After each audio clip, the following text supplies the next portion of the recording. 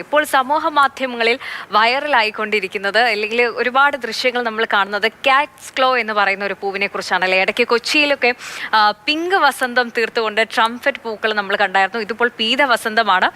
പത്തനംതിട്ടയിലെ ഒരു വീട്ടിൽ ഈ മഞ്ഞ പൂക്കൾ ഇങ്ങനെ പടർന്നു പിടിച്ച് നിൽക്കുന്നത് കാണാൻ അതിമനോഹരമാണ്. ആ ദൃശ്യങ്ങൾ നിങ്ങളൊന്ന് കണ്ടുവരൂ, ശേഷം നമുക്ക് പറയാം.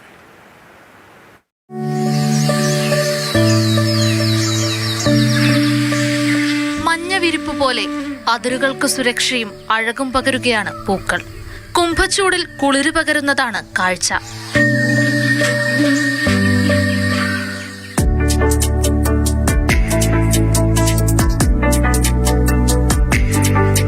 കാറ്റ്സ് ക്ലോ എന്ന ചെടിയാണ് വസന്തം പൊഴിച്ച് നിറയുന്നത്. പത്തനംതിട്ട കോന്നി ഇളക്കുള്ളൂർ സ്വദേശി CS ഡാനിയേലിന്റെ വീട്ടിലാണ് കാറ്റ്സ് ക്ലോ അഴകുള്ള അതിരുകളായി മാറുന്നത്.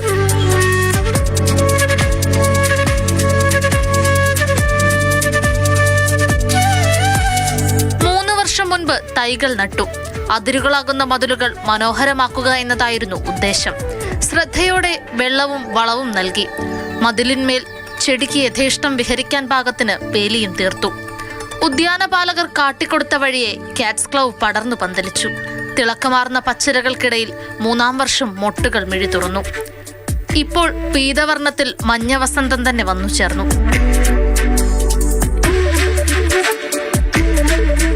പിന്നെ ഒരു കുഴപ്പമെന്ന് പറഞ്ഞാൽ ഇതിൻ്റെ പൂവ് ഒരു 7 days മാക്സിമം നിൽക്കത്തുള്ളൂ. വർഷത്തിൽ 3 പ്രാവശ്യം ചെയ്യത്തുള്ളൂ. പിന്നെ മറ്റൊരു അഡ്വാൻറ്റേജ് ഇത് ഇല കൊഴിയത്തില്ല. എന്നും ആ ഗ്രീനറി നല്ല ഫുള്ളായിട്ട് പ്ലാസ്റ്റിക്കിൻ്റെ ഇല കൊഴിയും. അതാണ് ഇതിൻ്റെ മറ്റൊരു ഭംഗി. പിന്നെ ഇതിൻ്റെ കീടങ്ങൾ മീൻസ് പാമ്പ് ഇതൊന്നും കയറത്തില്ല. ചെറിയൊരു അതിൻ്റെ ഒരു അരം പോലൊരു സാധനമുണ്ട്. അതുകൊണ്ട് പാമ്പുകളൊന്നും കയറത്തില്ല. ഫുള്ളി ബൗണ്ടറി ഫുള്ള് കവർ ചെയ്ത് കൊടുക്കും. അതുകൊണ്ട് 4 സൈഡ്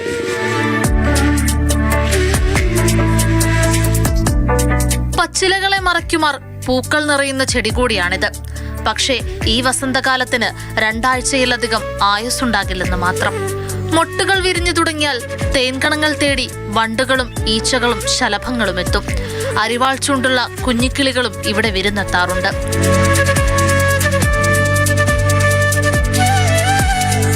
വെൽത്ത് മാനേജിംഗ് സ്ഥാപനം ജാനാൻ കമ്പനി ഉടമയായ ഡാനിയേലിന്റെ വീടിന്റെ മട്ടുപ്പാവിലേക്കും പടർന്നു വളർന്നിട്ടുണ്ട് കാറ്റ്സ് ക്ലോ. ചെറുമണം തൂകുന്ന പൂക്കൾ തേടി അയൽപ്പക്കങ്ങളിൽ നിന്നും ആളുകൾ എത്തുകയാണ്. ഇപ്പൊ പിന്നെ ആനക്കൂട് നമ്മുടെ തൊട്ടടുത്ത 2.5 കിലോമീറ്ററേ ഉള്ളൂ. അതുകൊണ്ട് ആനക്കൂട്ട് വരുന്ന ആൾക്കാരെല്ലാം ഇവിടെ വിസിറ്റ് ചെയ്താൽ പോകുന്നത്. അങ്ങനെ വരുമ്പോൾ സത്യം പറഞ്ഞാൽ നല്ലോണം ബ്ലോക്കാണ്. രാവിലെ 10-11 മണി കഴിയുമ്പോഴത്തേക്ക് ആനക്കൂടിൻ്റെ അവിടെ നിന്ന് വരും. പിന്നെ ആനക്കൂട്ട് പോകുന്ന റൂട്ടും ഇതുവഴിയാണ്. റൂട്ട് മാപ്പ് ഇട്ടിരിക്കുന്നത്, ഗൂഗിൾ മാപ്പ് ഇട്ടിരിക്കുന്നത് ഇതിൻ്റെ പഴക്കേ കൂടെ. അങ്ങനെ ആൾക്കാർ വരുന്നു, അകത്ത് കയറി ഫോട്ടോ എടുക്കുന്നു, എല്ലാവരും ഹാപ്പി. മാതൃഭൂമി ന്യൂസ്, പത്തനംതിട്ട.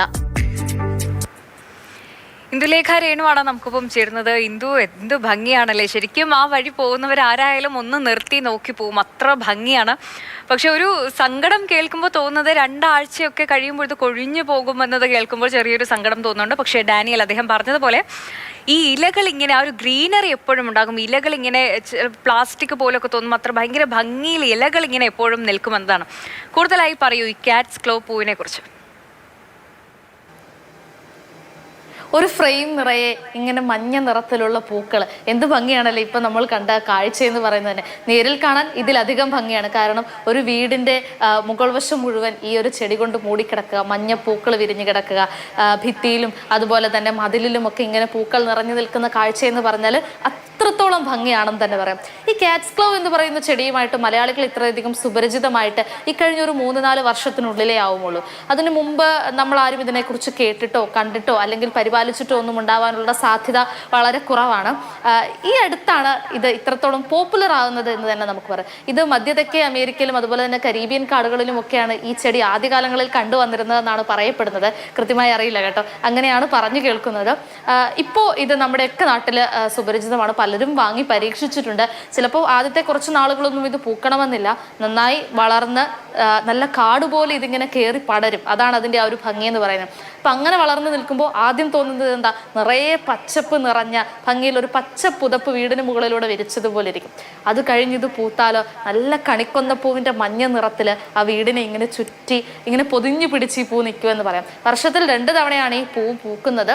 ഏകദേശം ഒരു 8 തൊട്ട് 10 ദിവസം വരെ ഈ പൂവ് ഇതുപോലെ തന്നെ ഇങ്ങനെ വിടർന്നു നിൽക്കും. അത് കഴിഞ്ഞാൽ ഇത് കൊഴിഞ്ഞു പോകും.